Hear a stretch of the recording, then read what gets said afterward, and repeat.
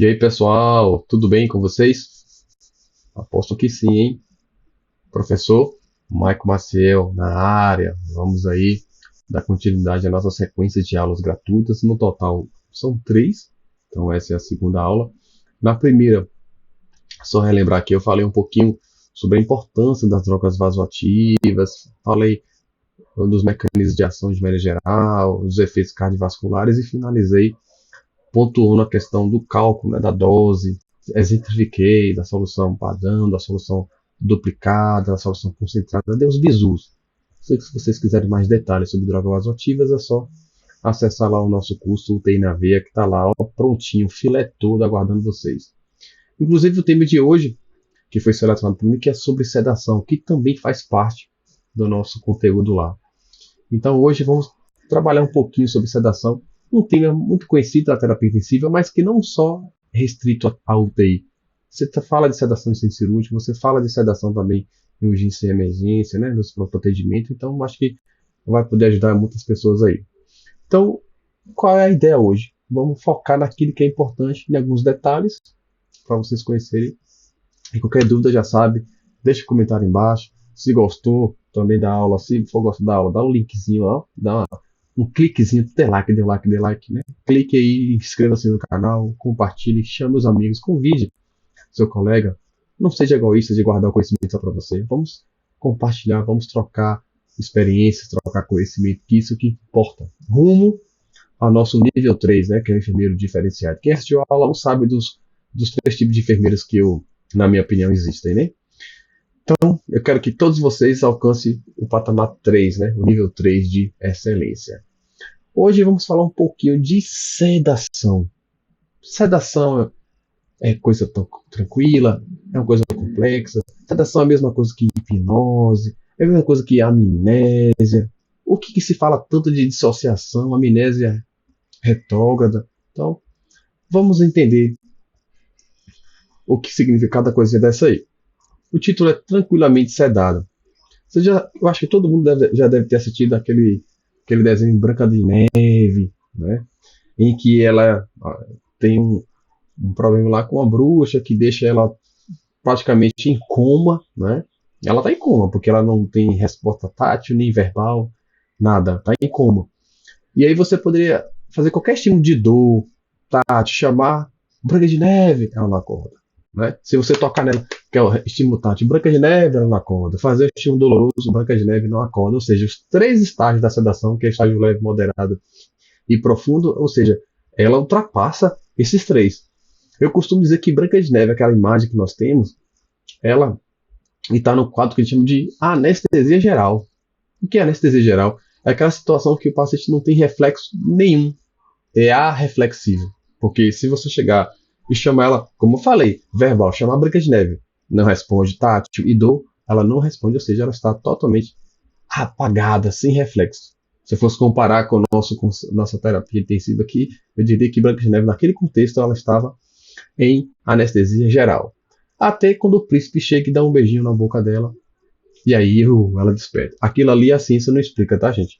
Porque se o cara tivesse em anestesia geral, nem que eu fosse um príncipe, se eu desse um beijo na minha esposa que tivesse anestesia geral, ela não ia acordar imediatamente, ia demorar um tempo para ela acordar. E Branca de Neve, lá no desenho, o príncipe deu um beijo e ela simplesmente abriu o olho e ficou lá, feliz.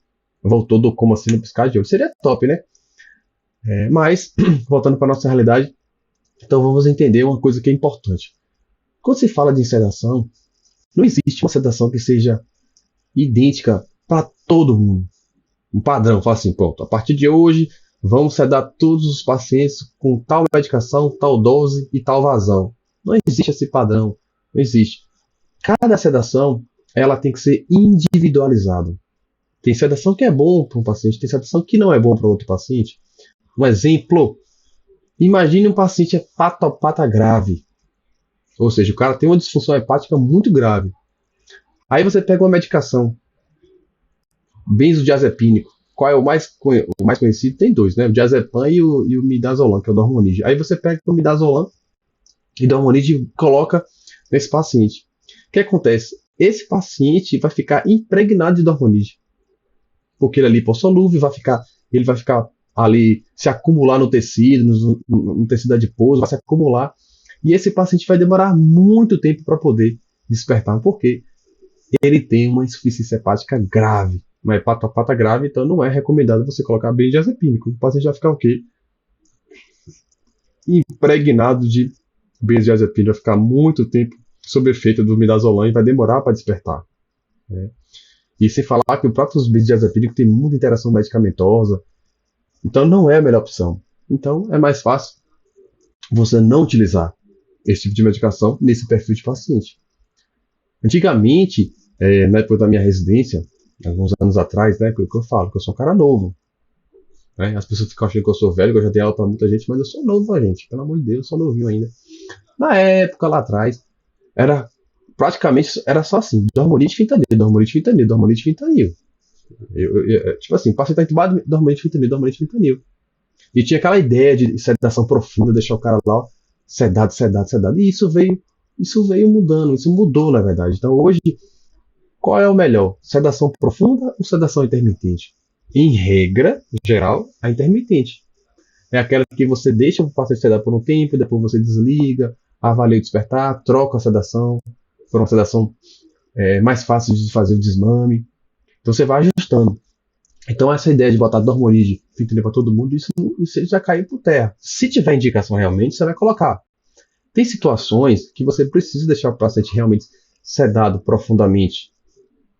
Imagina um paciente mal epilético, mal convulsivo, refratário às outras medicações. Aí você precisa fazer uma sedação mais profunda, e aí você realmente precisa usar um dormonide, por exemplo.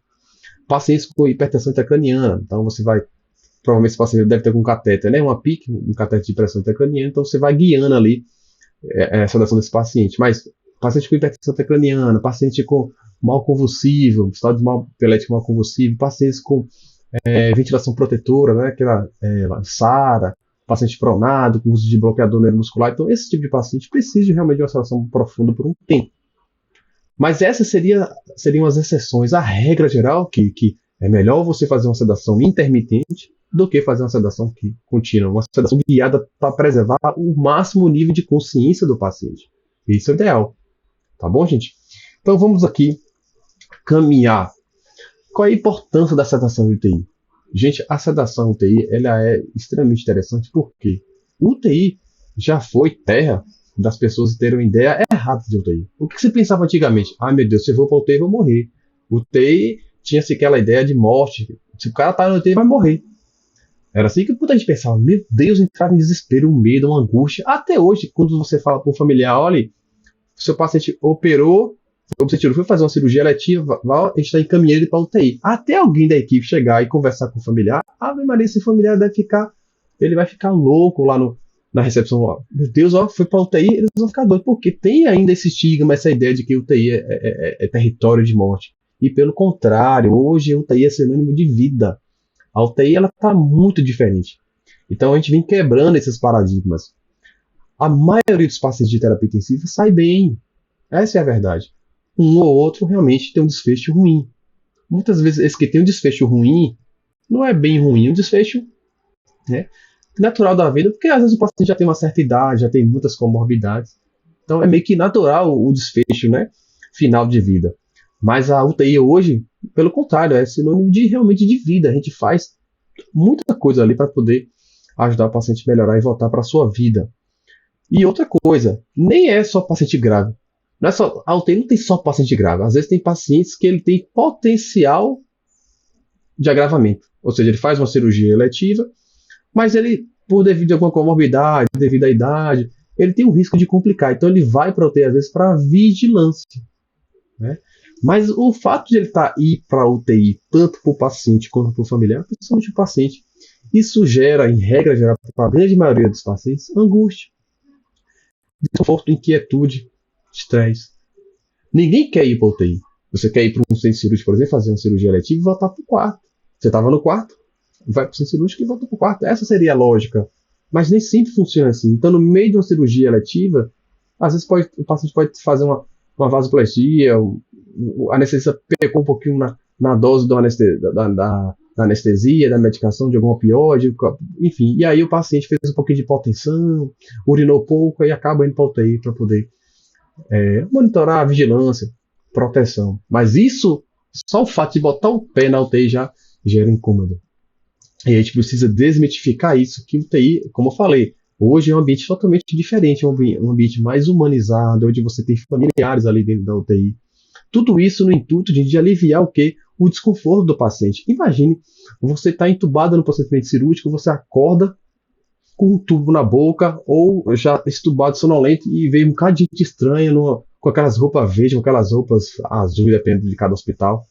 Um bocado de rosto estranho. Tudo isso vai gerar o quê? Desconforto, medo, angústia, dor. Então a sedação, ela vem muitas vezes para poder aliviar esse desconforto, essa dor desse paciente. Porque a sedação, gente, ela faz o quê? Promove um pouco de ansiólise, deixa o paciente um pouquinho mais tranquilo para lidar com tantas adversidades que tem na UTI. Ó, UTI, às vezes você precisa passar um cateter no paciente, né? É barulho, é aqueles monitores, né? Tudo apitando. Então, tudo isso gera muito desconforto. O paciente altera o ciclo de sono dele normal. Ele começa a pulsar com insônia. Então, é uma queixa muito comum. E aí, muitas vezes, o que você faz? Você coloca ali uma sedação leve para fazer uma ansiólise, por exemplo, um Precedex é muito comum utilizar, para o cara ficar mais tranquilo e lidar com esse estresse, com um ambiente diferente. Você ter noção, tem UTIs que nem é toda fechada, que você não tem contato nem com a luz do dia, você não sabe se é noite, se é dia. Então, tudo isso são fatores estressores. Por isso que é importante a presença do familiar ali dentro, para poder conversar, acolher esse paciente, né? Lidar com aquele estresse, aquele mundo novo, tanto catéter, tanta coisa diferente que o paciente está usando. Ele acorda do procedimento cirúrgico, olha, meu Deus, eu estou com uma sonda, eu estou com um catéter, estou com uma sonda no nariz, estou com... Então, às vezes está contido. Imagine, olha que sensação desesperadora você acordar na UTI, entubado, amarrado. É desesperador, é desconfortável. Então, a sedação, ela tem essa proposta, né, de realmente de aliviar esse desconforto, essa dor. Imagine um paciente de ventilação mecânica, que experiência negativa aquela. Se você não fizer uma sedação, ele vai lembrar daquilo ali, do resto dali. Ele vai lembrar tudo pro resto da vida, se você não faz a sedação. Por que é importante fazer o hipnótico? Porque na hora que você faz o hipnótico, né, para fazer o paciente ficar tranquilo, dali para frente ele não vai lembrar de nada que aconteceu. Então imagina, o paciente chega numa UTI, imagina a situação, chegou na UTI, ele está vindo de um PA. Chega um pouquinho desconfortável, beleza, mas até ali ele lembra de tudo, né? Aí você vê que o paciente está pior, está desconfortável, usando musculatura acessória, pronto, o paciente já está entrando no critério de ventilação mecânica. E aí às vezes você fala assim, médico Michael, ali nem alto fluxo resolve, então a gente vai entubar esse paciente. Beleza. Se não existisse o hipnótico, o que ia acontecer? O paciente ia lembrar de tudo que ia acontecer dali para frente, ele ia lembrar e ficar isso na memória, e seria muito desconfortável. O que a gente faz na sequência de intubação? Você faz uma analgesia, que é geralmente um opioide, para tirar qualquer dor da intubação, do procedimento de intubação. Não é que você botar um laringo na boca incomoda, aquele tubo na garganta, enfim, é muito desagradável. Então você faz analgesia, para ele não sentir dor, poupar, né, esse coração aí. E você faz hipnótico, porque na hora que você faz, ele vai relaxar e vai dormir. Ele vai rebaixar. E dali para frente, ele não vai lembrar. Então a gente faz o sedativo com o objetivo de promover uma amnésia, o quê? Anterógrada. O que é isso? Anterógrada é o quê? Dali para frente ele não vai lembrar daquela experiência negativa, daquela experiência traumática. Imagine que isso que eu acho legal da sedação. Ela é muito bem indicada, uma dose baixinha. Você faz e aí o paciente relaxa, a gente intuba o paciente. Quando ele melhorar daquela condição que motivou a intubação, você promove o desmame da sedação e estuba o paciente. Então, dali para frente ele não lembra. Isso é legal da ventilação. Isso é muito legal. Então, imagine o paciente agora, você em ventilação mecânica, que precisa de sincronizar com o ventilador, com o respirador, e o cara tem sedação, ele vai brigar com o ventilador. Ele pode ficar desconfortável, morder o tubo e ficar agitado. Isso consome oxigênio. Então, a gente precisa, às vezes, colocar algum tipo de medicação para que esse paciente fique mais tranquilo. Mas quando eu falo colocar sedação, não é no sentido de deixar o cara em coma profundo, sedar profundamente. Não. É sedar, guiando para preservar o máximo o nível de consciência dele. Você vai usando algumas doses até você chegar num patamar ideal, que não seja tão profundo. Deixar uma sedação geralmente numa escala de Reis, né, que é a escala que a gente usa muito para avaliar a paciente de ansiedade, que é uma escala de Reis de 0 a -2, uma sedação leve. Essa é o ideal, uma sedação que facilite até o processo de desmame posteriormente. Então a sedação ela é interessante, tá bom? Outra coisa, isso que eu já acabei falando. UTI é um ambiente altamente estressor. Existem vários fatores que levam ao estresse na UTI. Rostos diferentes, pessoas falando tudo ao mesmo tempo, barulho, monitor, dispositivos, catéteres, procedimentos, tomografias. Então tudo aquilo acaba causando estresse nesse paciente. No familiar também. Né? Então a gente tem que ter muito cuidado com essa questão de barulho na UTI, porque isso incomoda, gera estresse. E o paciente não dormir, né? A insônia ela é muito ruim, prejudica demais a saúde do paciente. E um dos pilares que a gente utiliza, a gente usa um ansiolítico via oral, via sonda interal, e às vezes é necessário você colocar o quê? Ali uma ansiólise venosa, para que você consiga melhorar todo esse contexto e fazer com que o paciente durma. Dormir ele é restaurador, então é necessário a gente fazer isso, sempre. Às vezes você se depara com um paciente agitado. Existem pacientes idosos que têm um alto risco de desenvolver delírio por outras causas, ou às vezes pela própria sedação. Às vezes o paciente está usando benzodiazepínico. O benzodiazepínico é um fator isolado para causar delírio no paciente. O confinamento aumenta o delírio, o risco de delírio. Então é muito importante ter familiares ali dentro. E quando o paciente está agitado, vai ser necessário você fazer algumas medicações para que ele fique mais tranquilo. Fazer uma ansiólise. E aí o carro-chefe sempre na maioria das vezes, é o pré-Sedex. Outra situação, você vê o paciente ficar tão agitado que você precisa fazer um Aldol, né? Um Aldol. Outras vezes você faz um outro benzodiazepínico, um diazepam. Então, cada situação tem que ser avaliada individual. Mas o que é importante é a gente combater, a gente lidar com esse fator estressor, com essa agitação, pedir avaliação da psicologia. Não é só dar remédio, é conversar, fazer um acolhimento multiprofissional. Psicologia, chamar o psiquiatra, ver se essa agitação dele também não pode ser dor. O cara tá ali acamado, às vezes tem alguma lesão, fez uma cirurgia que está incomodando, então a gente tem que dialogar. Perfeito não é só chegar e sedar o paciente. Então a gente precisa avaliar o paciente de uma forma mais ampla. E claro, você vai fazer algum procedimento dentro da UTI, você vai realmente ter que sedar o paciente em alguns procedimentos. Exemplo, esse paciente vai fazer uma cardioversão elétrica. O que é a cardioversão elétrica? Imagina o paciente fazendo uma fibrilação atrial, uma FA, com estabilidade hemodinâmica, e o médico opta por fazer uma cardioversão elétrica. É aquela descarga, né, elétrica de energia em que você vai fazer sincronizado com o paciente. Né, com baixa energia sincronizado. Só que para você fazer isso vai causar dor e uma experiência desconfortável. Você vai literalmente chocar um paciente acordado. Então o que você faz? Você vai precisar preparar esse paciente, conversar com ele, explicar o que vai ser feito, para deixar ele mais calmo, para que ele libere menos adrenalina, né, endógena, para diminuir a descarga adrenérgica. Faz um opioide que também vai, né, analgesia com opioide, geralmente morfina ou fentanil, para diminuir essa descarga adrenérgica. E depois você vai precisar fazer um hipnótico para que ele fique sonolento, para que ele durma um pouquinho, para ele não lembrar dali para frente, ou seja, promover a tão famosa amnésia anterógrada. Aí você faz um propofol, né, e aí você vai fazendo tudo isso para que o paciente ele tenha a sensação mais confortável possível, porque é um procedimento chato, invasivo, mas naquele momento você usa essas ferramentas para poder facilitar esse procedimento e também trazer conforto para o paciente. Então tem diversos procedimentos que você precisa fazer na UTI. Um exemplo que aconteceu comigo é como eu falei, né? Eu sou enfermeiro que já tive a oportunidade de trabalhar em várias versões de terapias intensivas diferentes, em várias UTIs.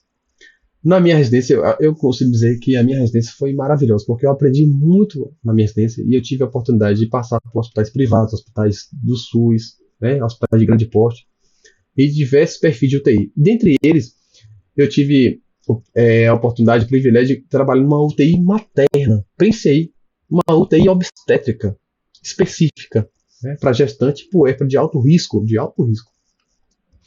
Aí, um belo dia, nesse plantão geralmente só ficava um enfermeiro, eu estava sozinho de plantão, Cheguei de manhã, recebi o plantão estava tranquilo, mas a UTI, inclusive, estava cheia. Tinha 10 pacientes na UTI. Mas estava todo mundo estável, só tinha mais ou menos paciente com Dex sulfatando, estava tudo tranquilo, não tinha nenhuma demanda importante. Eu peguei, fiz a minha ronda de manhã, avaliei, vi se tinha alguma coisa para conhecer os pacientes, dar uma olhada, ver se tinha algum exame para fazer naquele momento, alguma situação importante. Pronto, eu olhei, fiz a minha ronda perfeita. Agora, e fui tomar meu café. Quando eu cheguei na Copa tomar um cafezinho, o médico também estava lá. A gente estava lá tomando café, e de repente eu escuto a porta da UTI abrindo, porque era SUS, né? Porta aberta, infelizmente. O correto seria sempre ter a passagem de plantão, essa coisa que a gente já está acostumado, mas lá não acontecia muito assim, dessa forma, né? Como o ideal, enfim. E aí eu escutei, pá, o pessoal abrindo a porta da UTI e eu vi pessoas gritando assim, paciente parada, paciente parada, parada, paciente parada. E eu vi um bocadinho de jaleco branco, gente com roupa privativa e aquele tanto de gente. Eu falei assim para meu plantonista, desculpa. Eu falei para ele assim, rapaz, o que é isso? Enfim, a gente foi correndo para ver o que estava acontecendo. Aí o pessoal, gente, olha, é uma gestante que parou lá no alojamento, lá na enfermaria, na clínica obstétrica. Paciente obesa, né, grande, barrigão grande. Eu falei assim, mesmo sem conhecer, será que não é gemelar? Não, mas que era grande mesmo, mas não era gemelar não. Sem acesso, o paciente toda roxa e não tinha leito nenhum para colocar essa paciente. Olha que situação que eu me meti. E aí o que a gente fez? A gente tirou do leito que estava mais estável, tiramos do leito que estava mais estável e colocamos ela dentro do leito. E aí você vê, eu não sabia quanto tempo de parada, ninguém sabia me dizer. Eu perguntei quem presenciou a parada, ninguém soube me dizer. A clínica ali, com certeza já tinha um tempinho, porque ela já estava roxa já. E aí a gente começou o quê? Reanimar. Começou a fazer compressão, ventilação com ambu, compressão, ventilação. E aí o plantonista começou a entubar, a gente puxou o carrinho, começou a entubar o paciente. E eu fazendo a compressão. Os técnicos de enfermagem tentando pegar um acesso, né, para poder fazer adrenalina. E graças a Deus pegaram lá o acesso. Aí o diarista chegou na hora, pegou um cateter na femoral. Foi uma loucura, mas a gente conseguiu começar a fazer a RCP. A gente fez a RCP sem saber o tempo de parada, a gente não sabia. Mas naquele momento, qual era a nossa decisão ali? A gente falou assim, ó, provavelmente essa mãe, não sei se ela vai voltar, porque a gente não sabe quanto tempo, mas o bebê a gente vai tentar salvar. Ela estava grávida, então a gente compressão para tentar salvar o bebê. Compressão, ventilação, ele conseguiu entubar. Então, e aí compressão, pá, ventilação, adrenalina, pá. E ela não voltava. O que a gente fez? Obstetra. Chama obstetra. O obstetra veio, fizemos a cesárea onde? Dentro da UTI. Então, ou seja, olha que situação. Acabou fazendo a sedação ali. Fez o procedimento ali, tudo ali. E aí, o que acontece? Teve um momento que começou a jogar, né, limpar a barriga de forma rápida. Ela teve pulso, ou seja, ela voltou. E aí a gente conseguiu fazer a cesárea ali, fez a cesárea, tirou o bebê, mas depois ela parou de novo. E a gente voltou a reanimar. Moral da história. A UTI, tudo pode acontecer. Né? Então, assim, geralmente você faz um procedimento cirúrgico no centro cirúrgico, mas a UTI, a depender da situação, a clínica do paciente, você vai precisar fazer o procedimento ali dentro da UTI. Então, o enfermeiro tem serviço, tem que ficar ciente disso. E muitas vezes um procedimento que é feito na UTI ali, então você vai precisar de alguns instrumentos, dentre eles a própria sedação. E aí daqui a pouco eu vou falar quais são os tipos de sedação que nós temos, quais são as medicações mais utilizadas, e aí eu vou falar os detalhes de cada um, para a gente ter uma noção e relembrar o que é importante e o que não é importante. Tá, gente? Então, a sedação ela é fundamental, realmente, no contexto de UTI, porque ela tem todos esses benefícios positivos para o paciente. E já ia esquecer, né? Consumo de oxigênio. Claro, quando você faz uma sedação, você consegue reduzir esse consumo de oxigênio, principalmente aqueles pacientes que já têm um quadro respiratório ali. Consome menos oxigênio, ventila melhor, e o paciente agradece. Perfeito, gente. É só um bate-papo introdutório aqui. E aí eu pergunto a vocês. A UTI, ela tem muitos procedimentos. Isso. E esses procedimentos que tem na UTI podem gerar desconforto, dor no paciente? Sim. Quais são esses procedimentos? Intubação endotraqueal. A gente sabe que é muito comum na UTI e gera muito desconforto, dor. O paciente vai poder ventilar esse paciente, conectar no ventilador mecânico e ele poder ciclar melhor, de forma sincrônica, sedar esse paciente. Eu botar ele para dormir um pouco. Você tem que fazer uma analgesia para ele não sentir dor. Esse paciente vai fazer um procedimento cirúrgico dentro da UTI, então provavelmente você vai precisar fazer a analgesia e a sedação. O paciente está agitado na UTI, vai precisar fazer uma sedaçãozinha para que ele fique tranquilo. Então a UTI é um ambiente que tem muitos procedimentos invasivos. Às vezes precisa passar uma saída central, você precisa passar uma pressão arterial invasiva, você vai fazer uma toracocentese, você vai fazer uma traqueostomia nesse paciente. Né? Então imagina um paciente que está na ventilação mecânica há um tempo, já teve falhas de extubação, não conseguiu ser extubado, e aí deflagra a traqueostomia. O paciente está acordado, você vai fazer o quê? Só uma analgesia? Não, você vai ter que fazer um remédio para ele dormir. O paciente está lá precisando fazer com hemorragia digestiva, vai precisar fazer uma endoscopia beira-leito, uma endoscopia digestiva alta, vai precisar sedar esse paciente. Então, sedação é uma coisa que acompanha a gente. Eu costumo dizer que algumas medicações de terapia intensiva acompanham a gente o tempo todo. Ou você usa uma droga vasoativa, que o paciente faz uma hipotensão, faz uma hipertensão, ou faz um choque cardiogênico, ou o paciente vai precisar fazer um procedimento, aí você tem que fazer uma analgesia, você tem que fazer a sedação para ele dormir. Então, por exemplo, o cara faz uma cardioversão elétrica, analgesia e o hipnótico para ele dormir. Vai ser submetido a uma endoscopia, analgesia nem tanto, mas um remédio para ele dormir, vai. Um hipnótico ele vai fazer ele para ele dormir. O paciente vai fazer uma traqueostomia, você vai ter que provavelmente, se ele estiver acordado, você vai ter que fazer um remédio para ele dormir. Não é? Uma analgesia, um bloqueiozinho ali com a lidocaína, às vezes um relaxante muscular. Então, tudo são grupos de medicações que andam juntos ali, e a gente utiliza muito em terapia intensiva. Porque o UTI tem muitos procedimentos invasivos. Ok?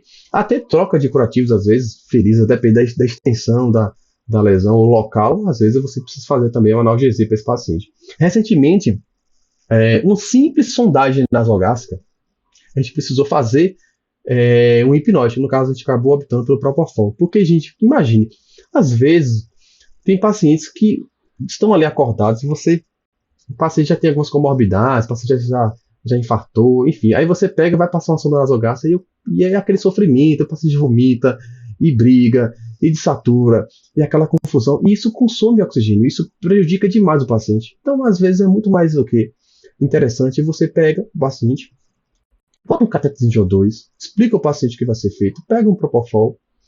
Claro, tudo isso alinhado com o médico plantonista. O cenário ideal, um paciente monitorizado, um ambu próximo, tudo certinho conforme a orientação. E aí você pega e faz o Propofol, porque aí ele vai ficar um pouquinho sedado, mais relaxado, e aí você consegue passar a sonda nasogástrica com muito mais facilidade. Eu não estou dizendo que você precisa indicar Propofol para todo paciente que vai submetido a uma sonda nasogástrica, não, mas tem alguns casos que vale a pena você realmente pensar a respeito. Facilita demais esse procedimento. Se você puder passar sem usar a medicação, melhor. Você conversa com o paciente, se ele te ajudar, você pede para engolir a sonda, tem uns pacientes que são bem tranquilos, mas aqueles que já tem história de dificuldade de passar a sonda, que ele sofre muito para passar a sonda, então, caso a sonda precise repassar a sonda por algum motivo, então você alinha, faça uma sedaçãozinha, um hipnóticozinho para ele relaxar, e depois você passa a sua sonda aí, o paciente agradece, e você também. Agora, só um cuidado. A gente vai falar um pouquinho sobre ela na instante, mas às vezes, quando você usa ketamina para algum procedimento, né, eu não digo nem sedação contínua, mas uma sedação intermitente, um procedimento desse pequeno, cuidado que a ketamina ela pode fazer dissociação, né? Então, assim, ela desliga o córtex cerebral, então o cara fica acordado, mas ele não está ali. Ele está acordado, mas está sem consciência. É uma experiência negativa, é uma experiência desagradável. Então, para evitar isso, você pode até associar também, às vezes, com outro, reverter isso aí com outro hipnótico. Por isso que é bom lembrar que a ketamina tem esse efeito meio de dissociação. Ok? Perfeito, gente? Vamos continuar aqui. Então, qual é a diferença entre sedação e hipnose? Eu toquei no assunto lá, logo no iniciozinho. É a mesma coisa? Tem diferença? Então, a gente vai perceber que sedação e hipnose não são a mesma coisa. Sedação é uma coisa e hipnose é outra. Agora, o que é interessante é que a mesma medicação, na maioria das vezes, ela faz as duas coisas. Então, por exemplo, o Propofol ele pode promover a sedação ou ele pode promover tanto a hipnose. Tá? Então vamos ver qual é a diferença. Então a sedação é quando você reduz o que? A consciência, o nível de consciência do paciente. Você reduz. Então falou em redução, é sedação. Esse é o objetivo da sedação, reduzir a consciência. Quando você promove a perda da consciência, isso é chamado de hipnose. Então o que vai diferenciar a sedação de hipnose é justamente a dose da medicação. Quanto maior a dose, maior a chance de você promover hipnose. Quanto menor a dose, maior a chance de você promover somente a sedação. Então, geralmente é a mesma medicação que promove tanto a sedação quanto a hipnose. O que vai diferenciar é a dose da medicação. Perfeito, gente. Então, se tinham essa dúvida, agora já sabe que sedação é a redução da consciência e hipnose é a perda da consciência. O que vai diferenciar é a dose da medicação. E aí eu tô outra perguntinha. Na verdade, eu já até toquei nesse assunto. Qual é a diferença entre sedação e anestesia geral? Tem diferença? Tem diferença. Na verdade, se a gente fosse fazer uma linha do tempo, existem 3 níveis de sedação e depois desses 3 níveis de sedação, você vai para a anestesia geral. Vocês lembram que eu falei lá do desenho da Branca de Neve? Naquele quadro que ela fica sem reflexo nenhum? Então, eu estava falando ali para vocês a diferença das sedações para a anestesia. Então, agora vocês vão lembrar, ó. A sedação leve, a sedação ela tem 3 níveis de sedação. Você tem a sedação leve, moderada e a profunda. Abaixo dessa profunda, aí você tem a anestesia geral, ou seja, seria o último topinho. Então você tem a sedação leve, moderada, profunda e depois você tem o que? A anestesia geral. Seria uma 4ª camada, né, de cima para baixo. Então vamos ver. A sedação leve é o que? É aquela situação que o paciente está com o olho fechado e aí você fala assim, seu Michael, tudo bem? Maicon, tudo bem? Aí ele abre o olho. Pronto. Essa aí é a sedação leve. Perfeito? O que é a sedação moderada? O paciente está lá no leito com o olho fechado. Aí você chama ele, Michael, ele não abre o olho. Quer dizer, eu fiz o estímulo verbal e ele não acordou. Mas aí eu vou e faço só estímulo tátil. Eu faço o estímulo, Michael. Aí ele vai e abre o olho. Pronto. Esse paciente está em sedação moderada. Isso aqui é uma forma simples, tá, gente? Uma forma didática para vocês entenderem isso aqui. Porque isso aqui é simples, então simples que facilita o entendimento, facilita o processo de aprendizagem, né? E a sedação profunda? O cara tá lá, né? O paciente está lá com o olho fechadinho, aí você chama seu Michael, ele não acorda. Aí você faz o estímulo tátil, Michael, ele não acorda. Então você vai lá e faz um estímulo doloroso. E aí, por conta desse estímulo doloroso, ele abre o olho. Pronto, sedação profunda. E o que seria anestesia geral? Pronto, depois dessa sedação profunda, descendo mais uma camada, ou seja, seria a 4ª camada de cima para baixo, é aquele paciente que você faz você chama ele não responde, você faz o estímulo tátil, ele não responde, você faz o estímulo doloroso, ele não responde, ou seja, ele está sem reflexo, arreflexivo. Reação nenhuma, pronto, está pronto para ser operado. Anestesia o que? Geral. Perfeito, gente. Tranquilo? Vamos lá, vamos começando, vamos continuando. E aí, eu pergunto isso aqui é top, todo mundo deve saber, todo enfermeiro tem uma noção disso aqui, e a gente precisa discutir algumas coisinhas. É claro que no curso, né, de UTI na veia, lá eu falo de sedação, é muito mais bem mais detalhado, eu falo de muitas coisas lá, mas eu vou trazer alguns detalhes aqui para vocês, que são extremamente interessantes. Basicamente, quais são os hipnóticos que nós utilizamos hoje para uma intubação? Basicamente são o midazolam, que é um benzodiazepínico, ele vai estimular o receptor GABA. Propofol, que também ele vai estimular o receptor GABA. Etomidato, que também vai estimular o receptor GABA. E a ketamina, que não estimula o receptor GABA, é outro receptor.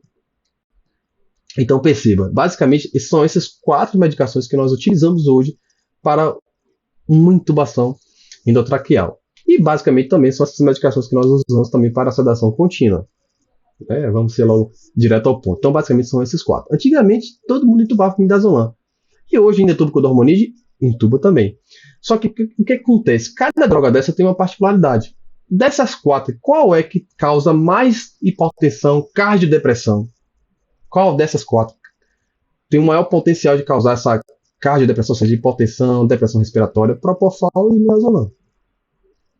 Propofol em primeiro lugar, depois midazolam. Então esses dois, principalmente o propofol, tem. Então imagina um paciente que já está com a hemodinâmica instável, né, tem risco de cardiodepressão, sofrer com essa carga de depressão causada pelo Propofol, então você opta por não usar o Propofol. Mas tem médico que é fã, e eu acho top o Propofol, porque o Propofol ele é interessante, que quando você faz, o efeito dele é muito rápido, e quando você desliga também, o efeito dele de despertar também é rápido.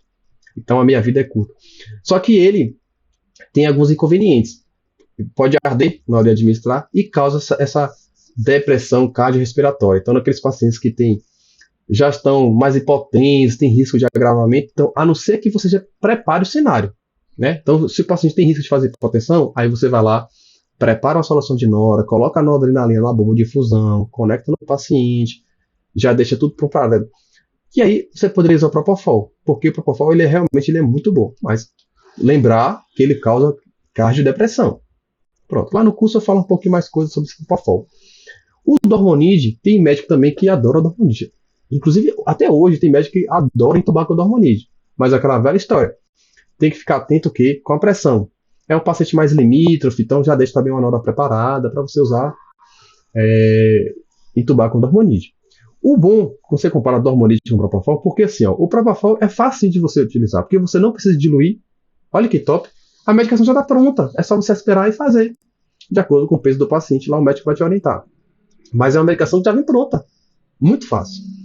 Midazolam depende. Você pode fazer em bolos ou ter que diluir. Vai depender da apresentação da ampola, porque Dormonide tem basicamente 3 tipos de ampola.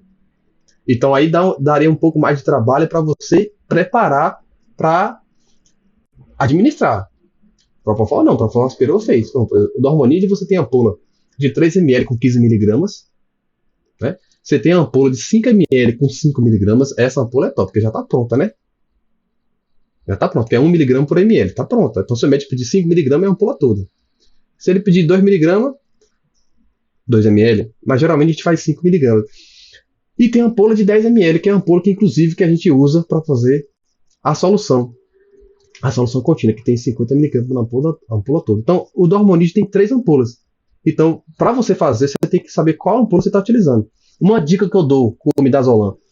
Essa ampola de 3 ml geralmente sempre tem. Então, se você pegar essa ampola de 3 ml, que tem 15 mg, e completar para 12 ml de soro, ou seja, vai ficar uma seringa de 20, então você vai pegar uma seringa de 20, aspira esses 3 ml e completa para 15 ml, ou seja, você vai esperar 12 ml de soro fisiológico. Então, 12 ml de soro fisiológico com mais 3 ml de Dormonide, fica quanto uma seringa ali com 15 mg em 15 ml, ou seja, cada 1 ml dessa seringa tem 1 mg de Dormonide. Então, se ele pedir, eu quero 5 mg, 5 ml. Eu quero mais 2 ml, 2 mg.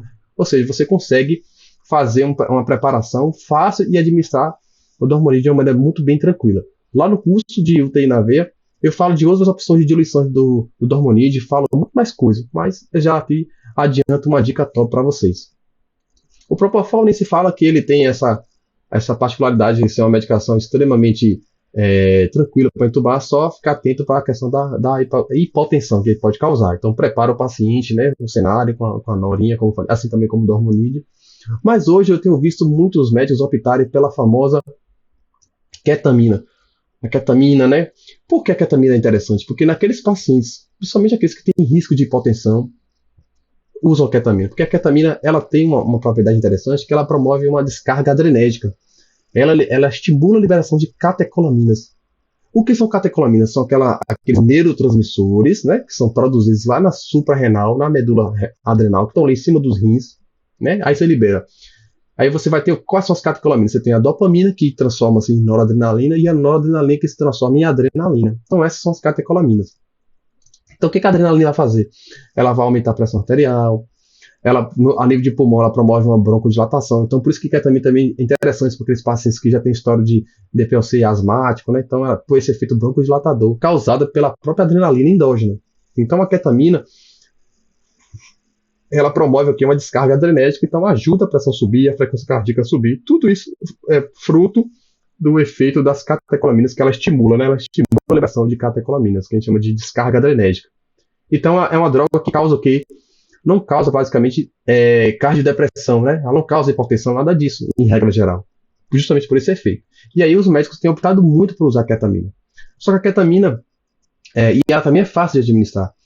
Ela tem 2 ampolas, você tem a ampolinha de 2 ml com 100 mg e tem a ampolinha de 10 ml que tem 500 mg. Então, geralmente, você não precisa nem diluir essa ampolinha de 2 ml. Você aspira e faz. Ou você pode até rediluir, né? Aspira e completa com 8 ml de soro fisiológico na seringa de 10 e faz. Mas você pode fazer ela direto. Então é muito fácil a ketamina. O ruim da ketamina é que ela tem esse efeito de dissociação, que desliga o córtex cerebral, e aí é desagradável para o paciente. Mas aí você pode reverter isso usando um outro hipnótico, tá bom?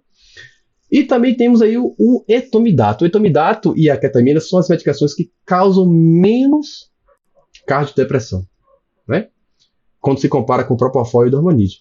Qual é o problema do etomidato? O etomidato, inclusive, saiu uma meta-análise agora recente falando desse etomidato, que aumenta a mortalidade em 16%. Enfim, então, o que acontece? Lá no curso, lá eu falo bastante do etomidato. Mas só a dica que eu dou para vocês. O etomidato é uma medicação hipnótica, também estimulador do receptor GABA, que só pode ser feito uma vez só. É isso aí que eu estou falando, dose única.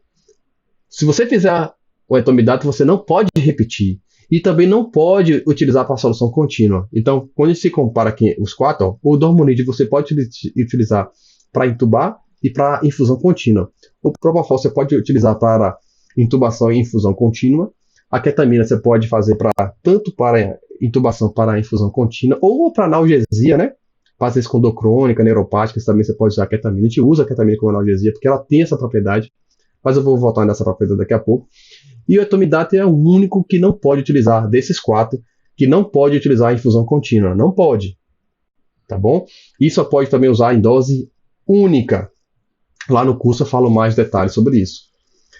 Só que, então hoje o que eu vejo mais? Usando o que? A ketamina.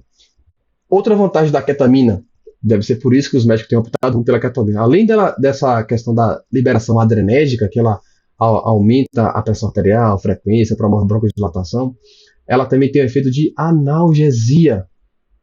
Desses quatro aí, o único que faz analgesia é a ketamina. Ela tem propriedades analgésicas. E qual é o interessante disso? Quando você aprende de intubação em sequência rápida, ou sequência clássica, não faz, mas na UTI geralmente a gente faz sequência rápida, né, porque o estômago não está preparado, né? Às vezes a intubação de urgência não tem como você arriscar ficar ventilando para o paciente broncoaspirar. Então, geralmente faz sequência rápida, que você faz as 3 drogas e depois intuba imediatamente. Se fosse a clássica, você teria que ventilar, depois de intubar. Geralmente a gente usa essa sequência clássica nem sem cirúrgico, intubação eletiva, que o paciente está em jejum, e aí você faz opioide, você faz hipnótico, faz o relaxante muscular, espera o relaxante muscular agir, e nesse intervalo você vai ventilando. Essa é a intubação clássica. A rápida você não ventila, você faz 3 medicações e imediatamente você passa o tubo. Então, é interessante falar aqui que essas medicações, elas são bastante utilizadas, o Dormonide já foi muito utilizado, o Propofol é utilizado muito hoje, mas o etomidato realmente tem uma polêmica aí e ele não pode de forma alguma usar de forma contínua e dose única, porque ele causa uma insuficiência adrenal, né? Tem essa questão de diminuir ali a produção de cortisol, né? Então tem pode promover essa insuficiência adrenal, queimar adrenal do paciente. Por isso que ele só pode ser feito em dose única e não pode ser utilizado em dose contínua. Perfeito, gente? Outra observação da ketamina, que também é interessante. Eu falei que desses 4, o único que tem poder de analgesia é a ketamina, né? Pronto. Ela tem essa propriedade de analgesia. E aí o que acontece? Muitas vezes, quando você vai promover uma intubação no paciente, o médico opta por fazer uma analgesia, depois ele faz o hipnótico e depois ele faz o bloqueador neuromuscular. Geralmente essa é a sequência. Tem situação que você faz a técnica time, né? Que é aquela que você faz o bloqueador neuromuscular primeiro, depois você faz o opioide, depois você faz o hipnótico. Lá no curso eu falo sobre isso. Mas o que acontece? Como ela tem essa analgesia, tem médicos que optam por não fazer o opioide. Então o que ele faz? Ele faz a ketamina, que é o hipnótico, e é o analgésico ao mesmo tempo. Então ele usa a ketamina para fazer essas 2 propriedades e depois ele faz o bloqueador neuromuscular. Então, em vez de serem 3 medicações, ele acaba usando só 2, a ketamina mais o esmeron, succinilcolina. Tá bom? E acaba não usando o opioide. Já tem outros médicos que são mais conservadores que acabam usando o opioide, geralmente é o fentanil. Você pode até usar o remifentanil para intubar, só que a diluição é diferente. Então lá no curso está lá tudo mastigadinho como é feita a preparação do remifentanil. O hipnótico é um desses 4 e depois o relaxante muscular. Então, Só a nível de curiosidade, estou passando aqui para vocês e vamos seguir, vamos seguir. Então, dessas 4 medicações, a ketamina, ela é interessante. Você pode chamar ela de cetamina, ketamina com K, ketamina com Q. É tudo a mesma coisa, tá bom, gente? Então, o que você precisa saber? É dessa forma, gente, lá, ó, que vocês vão encontrar no nosso curso. Olha como é tudo mastigadinho. Olha que como é. Não tem como você não aprender dessa forma. Então, preste atenção. A ketamina ela tem 2 ampolas. A ampula de 2 ml e a ampula de 10 ml. A de 2 ml tem 100 mg e a ampola de 10 tem 500 mg. Mas independente de qualquer dessas 2 ampolas, a concentração de cada ampula é igual. Ou seja, cada ml tem 50 miligramas. Por que é importante o enfermeiro saber disso? O enfermeiro tem que saber disso. Se cada ml tem 50 miligramas, significa o quê? Que se eu for intubar, o médico for intubar um paciente, né, ali está no processo de intubação, e só tiver na casa uma ampola de 10 ml, no meu hospital só tem ampola de 10, não tem a de 2. E aí? Você faz como? Precisa diluir, não dilui, como é que é? Pronto. Só você lembrar, poxa, o Michael me disse que a ampola, tanto a ampola de 2 quanto a ampola de 10, tem a mesma concentração. E a concentração, deixa eu pescar aqui, é 50 mg por ml. Se o médico pede para você, Michael, faça 100 miligramas aí, desses 10 ml. 100 miligramas, o que você faz? Você pega 2 ml. Porque se a concentração é 50 miligramas por aí, você pega a ampolinha de 10 e aspira 2 ml, pronto. 2 ml dessa solução aí, de 10, dessa ampola de 10, equivale ao quê? A 100 miligramas. Porque cada ml tem 50 miligramas. É a concentração. Olha como fica fácil o processo. Certo, gente? E a ampolinha de 2 ml, se cada ml tem 50, então 2 ml tem 100 miligramas. Aí é muito fácil. O início de ação da ketamina é em torno de 40 a 60 segundos, então é início rápido. Qual é o efeito desejado? Pode causar hipertensão e taquicardia. Claro, por que pode causar hipertensão e taquicardia? Porque eu disse para vocês que a ketamina ela promove uma liberação adrenérgica. Ela libera catecolamina, ela libera adrenalina endógena. O que a adrenalina vai fazer? Hipertensão, taquicardia, broncodilatação. Por isso que também é interessante, você pode usar isso em pacientes asmáticos, né? Enfim, em broncoespasmo. Então, por que esses efeitos indesejados? Porque isso é causado pela descarga adrenérgica. Mas, por outro lado, se for um paciente que já tem risco de hipotensão, um paciente já com a pressão limítrofe, então esse efeito vai ser até bom, né? Subir um pouquinho a pressão do paciente. Então, por isso que por esse efeito de descarga adrenérgica, que tem muitos médicos que têm optado por usar a ketamina, porque é uma medicação extremamente segura para um processo de intubação e além de promover a analgesia, né? Então, qual é a lógica? O médico vai prescrever geralmente 1 a 2 miligramas por quilo, né? 1 a 2 miligramas por quilo. Então aí, por exemplo, se o cara tiver 80 quilos, aí vai depender, né, da gravidade, se ele é mais, se ele está instável, se não, mas aí está 80 quilos, aí vai depender, o médico vai botar 1 miligrama por 80, então 80 miligramas. 80 miligramas você pode fazer aí basicamente uma ampola aí de 2 ml, arredondando. Mas tem uma dica aqui, gente, que eu vou dar para vocês, que às vezes você pode pegar uma conta desfavorável e aí fica ruim de você administrar. Quer ver? Ó, se o paciente tiver, por exemplo, 40 quilos, né, para você fazer 40 miligramas, porque a dose é 1 a 2 miligramas por quilo. Então, se o cara tiver 40 quilos e o médico usar a dose de 1, então 1 vezes 40 dá 40 miligramas. O cara tem 40 quilos, 40 vezes 1, 40 miligramas. Como é que você vai fazer 40 miligramas numa ampola de 10 ml? Já pensou? Olha que conta difícil. E aí o que eu falei? Na maioria das vezes, a 2 ml a 3 ml de ketamina resolve a maioria das intubações. Mais de 90% das intubações vão ser com 2 a 3 ml direto. Não precisa nem diluir.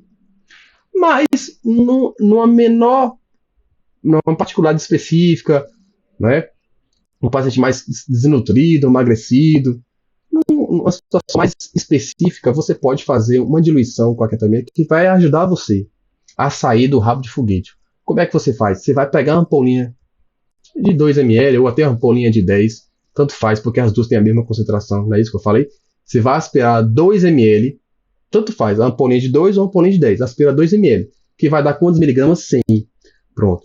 2 ml que dá 100 miligramas, você vai completar com 8 ml de soro fisiológico. Quando você fizer isso, você vai ter uma seringa de 10 ml com 2 ml de ketamina e 8 de soro. Somando tudo dá 10 ml. Ou seja, cada ml dessa solução, eu vou ter quanto? 10 miligramas de ketamina, porque 10 vezes 10 eu tenho 100 miligramas. Gente, é muito fácil, é matemática. Então, recapitulando, eu posso pegar 2 ml de ketamina. Tanto faz se é ampola de 10 ou ampola de 2, porque cada ml dessas ampolas tem 50 miligramas. A concentração é a mesma, eu já disse isso para vocês. Então, você vai pegar lá 2 ml. Se eu pegar 2 ml, tanto faz dessa menor como dessa maior, 2 ml tem quantos miligramas? 100, porque cada ml tem 50, pronto, 100 miligramas. Se eu completar isso para 8, eu vou ter numa seringa de 10 ml, na seringa toda, eu vou ter quantos miligramas? 100. 100 miligramas de ketamina. Se eu dividir 100 por 10, ou seja, cada ml vai ter quantos miligramas de ketamina? 10 miligramas. Então, se o médico fala assim, o paciente tem 40 quilos, eu quero 40 miligramas de ketamina, aí ficou fácil. Aí você pega e faz o quê? 4 ml. Porque 4 ml vai dar o quê? 40 miligramas de ketamina. Então, perceba, gente, que a ketamina, em regra geral, geralmente, na grande maioria das vezes, você vai fazer 2 ml, ou seja, você vai fazer 100 miligramas e resolve a maioria. Mas um caso particular, um paciente com mais desnutrido, alguma outra indicação específica do médico, e ele queira essas doses diferentes, eu quero 40 miligramas, 50 miligramas, você pode fazer uma diluição simples, que é pegar 2 ml e completar para 8 de soro, e aí a cada ml dessa seringa de 10 tem 10 miligramas. Cada ml tem 10 miligramas. Então, se ele pedir 40 miligramas, você faz 4 ml. Se ele pedir 30 miligramas, 30 ml. 50 miligramas, 5 ml. Então, você não tem para onde você correr. Não tem como você não saber, não entender. Ou você faz direto, os 2 ml, 3 ml direto. Na maioria das vezes resolve. Certo? Que geralmente é uma dose de 100 miligramas. Na maioria das vezes dos pacientes já é a dose mais que suficiente. Mas se for alguma particularidade, alguma coisa diferente, então você pode diluir. E aí você está com a ketamina prontinha ali para fazer a dose que o médico quiser. Tá bom, gente? Perfeito? Tranquilo? É isso aí. Então, espero que vocês tenham gostado desse nosso bate-papo sobre sedação. Eu convido vocês a conhecer o nosso curso, né, UTI na Veia, em que eu vou falar muita coisa sobre fármacos em terapia intensiva, vou falar muito sobre droga vasoativa, vou falar muito sobre sedação, vou falar muito de analgesia, vou falar muito de bloqueador neuromuscular e drogas especiais. Então, é uma oportunidade única aí para vocês estarem relembrando, aprendendo os detalhes, porque o que faz a diferença é justamente os detalhes, aquilo, as dicas, e eu dou uma mastigadinho para vocês. Tá tudo gravadinho, todas as aulas gravadinhas, editadas lá prontinho para vocês assistirem. E eu tenho certeza que vocês vão cansar de tanto anotar detalhes que eu vou passar. Mas independente, gente, de vocês, da forma que vocês estudam, o que eu sempre falo para os alunos, tem que revisar sempre. Por que muita coisa eu sei? Porque eu estou sempre estudando. Eu estou sempre estudando, sempre estudando. Então, eu acabo que gravo. De tanto estudar, você já tá aqui, praticamente aqui dentro, já gravando, igual uma HD de computador. Eu não esqueço mais, né? Então, tem muitos detalhes aqui que eu chego no dia a dia, que o pessoal lá no plantão, o pessoal toca no assunto, eu já falo, não é isso, é isso, é aquilo. O pessoal fala, você parece um HD, não, é porque eu estudo o tempo todo. Porque eu sou professor, gente, professor precisa estudar. Não adianta, você não tem como ser professor sem estudar. Então, creio o hábito de estudar e vocês vão ver que as coisas vão ficando mais fáceis. E eu sempre tive curiosidade de ler a bula. Eu namorei um ano com as bulas de medicações. Eu namorei a ampola de cada medicação dessa aí.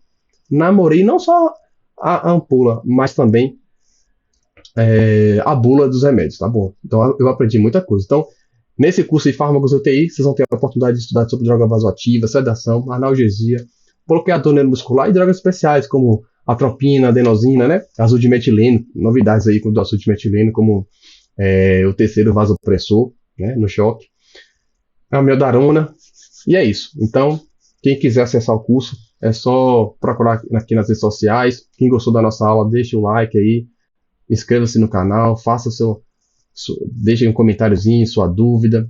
E eu tô aqui, gente, com o objetivo de ajudar vocês a serem enfermeiros diferenciados, a alcançarem o nível 3 na escadinha que eu falei, de enfermeiro, tá? Então conte comigo. Tá aí meus dados, aqui meu WhatsApp, o site aí, o meu Instagram, qualquer coisa, qualquer dúvida, é só me procurar. Um forte abraço e muito obrigado por tudo e até a próxima.